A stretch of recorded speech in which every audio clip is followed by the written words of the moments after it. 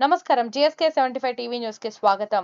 వర్షాభావంతో season వ్యాధుల పట్ల అప్రమత్తంగా ఉండాలని, పరిసరాలను పరిశుభ్రంగా ఉంచుకోవాలని ప్రభుత్వ అధికారులు పలుమార్లు తెలియపరుస్తున్నా ప్రభుత్వ కార్యాలయాలలో చెత్త పేరుకుపోవడం పట్ల జనం నవ్వుకుంటున్నారు. చెట్ల పొదలతో ప్రభుత్వ కార్యాలయాలు ఆగుపించడం పట్ల అధికారుల పనితీరు అర్థమవుతోంది. హనుమకొండ జిల్లా షాయంపేట మండల కేంద్రంలోని ప్రభుత్వ అభివృద్ధి కార్యాలయము, తహసీల్దార్ కార్యాలయం చెత్తాచెదారంతో ఎక్కడ చూసినా పిచ్చి చెట్లే దర్శనమిస్తున్నాయి. వర్షం నీరు కార్యాలయాల ప్రాంగణంలో నిలువ ఉండటం పట్ల ప్రజలు అసహనం వ్యక్తం చేస్తున్నారు.